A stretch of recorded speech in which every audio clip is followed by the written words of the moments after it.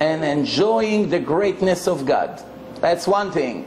And another place it says, יפה שעה אחת של קורת רוח בעולם הזה, בעולם הבא, מכל חיי העולם הזה. 1 hour in the next world of the reward is greater than all the life of this life. All the entire life of all the people, of all the generations, thousands of years, combine all the pleasure that you can imagine of all the people combined, will not be equal to 1 hour of one individual righteous person in the next world. Does it pay to dedicate your life and to live according to the instruction of God to earn this reward, or chas v'shalom, to have a little bit pleasure here and there here and basically lose everything? The price is unbelievable, and ignorance makes so many people give it up. They invest $1 million to make a penny, to make 1 cent. And that's our reality. So as the Torah continues, this is what the Torah says. You inform us the Sabbath and the mitzvot and the laws and the judgment as you order your servant Moshe. Now we are going to review the words of the Mechalel Shabbat, the someone who does not observe the Sabbath, what punishments and penalty he is subject to in this life and in the next life. I know it's not so pleasant to hear, but the truth must be said. And please don't complain against me that I'm telling you all this, because I'm only reading from the book. I did not write it. God did not consult with me when He gave the Torah, when He invented this concept of Shabbat, this eternal covenant. I have no say here. I'm only reading. I am only doing it here tonight because I know probably none of you is going to read. And somebody has to bring you the letter all the way to your door. Of course, you're not getting upset at the postman for delivering a bad letter. And it doesn't have to be bad. That's the exact what I'm saying. Because to keep Shabbat in this life, it's the greatest pleasure you can think of.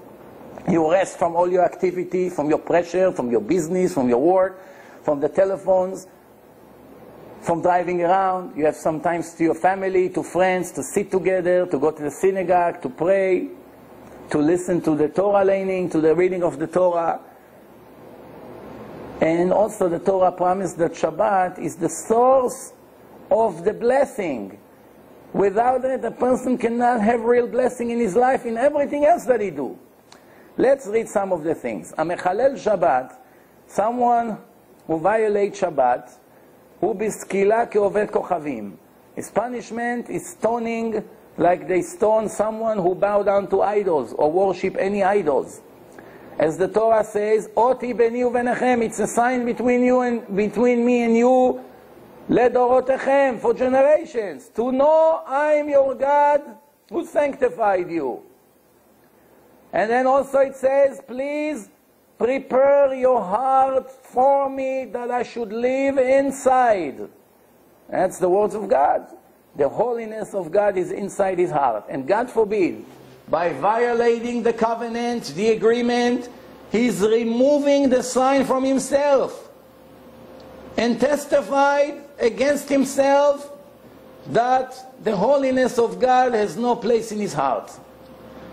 And someone who violates the laws of Shabbat, it's like violating basically the entire Torah, because this is the foundation of Judaism.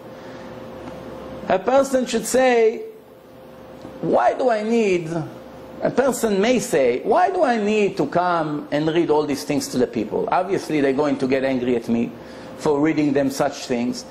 The answer is, and that's by the way the reason that I'm here tonight, the reason is I don't have a choice. If you care about God and you see that he's upset from all his other children that left him and rebel against him and being ungrateful to him, somebody has to do something about it. Now I'm not coming with a gun and forcing you to do what you need to do, but at least I'm talking to your heart and to your common sense to wake up before you're going to miss the train, God forbid. And when he's violating Shabbat, alon nichretet nafsho me'eretz hachaim. He cuts his soul with his own hands from life of eternity. And how many tragedies are on the way to him. The Rambam, one of the greatest rabbis ever lived. Most of the Shulchan Aruch is based on the Rambam. He lived 900 years ago, and this is what he writes.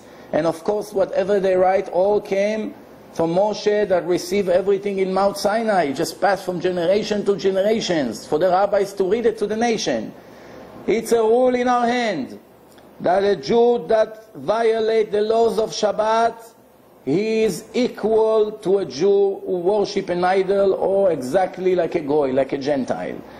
No different whatsoever. Of course, please don't get me wrong, if a Jew decides to keep Shabbat, just by accepting the covenant, the agreement upon him, automatically all these violations and penalties are automatically removed from him. Why? Because repentance is the key word in this life. As the Torah says, "V'shavta ad Hashem Elokecha v'shamata bekolo." If you returned back to your God and listen to Him, He is going to have mercy on you. And obviously, He begins to review in complete different opinion about you. And this is what it says, Rambam, Mechalel Shabbat, Areu ke'oved avodah zara, is equal to someone who worship idols. And both of them are 100% like Goyim, like non-Jews. Why? Judaism is Shabbat. Without Shabbat, you lost your ticket to Judaism, to the nation of God. And Halacha, and this is also in the Mishnah, Israel, shemechalel Shabbat befaresia, a Jew that violates Shabbat on the streets in public, in front of people, or people knows about it and he doesn't care, Areu kenochri, is like a goy. 100%. As we continue, Rambam continue, and this is what it says. When a goy wants to bring a sacrifice to the Bet HaMikdash, to the Holy Temple, being polite, we're accepting it from him. Why? You know, we don't want to create problems between us and the rest of the nation. So we receive it, and we appreciate it. But a Jew that violates the laws of Shabbat, we are not allowed to accept a sacrifice from him. Which seems that his status is even worse than the Goy, because the Goy can bring a sacrifice. But a Jew that rebels against Hashem and doesn't keep the Shabbat cannot bring a sacrifice to Bet HaMikdash, to the Holy Temple. Then, if a Jew that doesn't keep Shabbat slaughter the animal 100% according to the laws of slaughtering, everything, with the right knife, the knife was smooth, he checked that before, he checked the animal, everything is fine. Just the fact that he doesn't keep Shabbat makes the meat not kosher, nevela, shchitato nevela. Rambam, Laws of Slaughtering, chapter 4. Then the Rambam continue.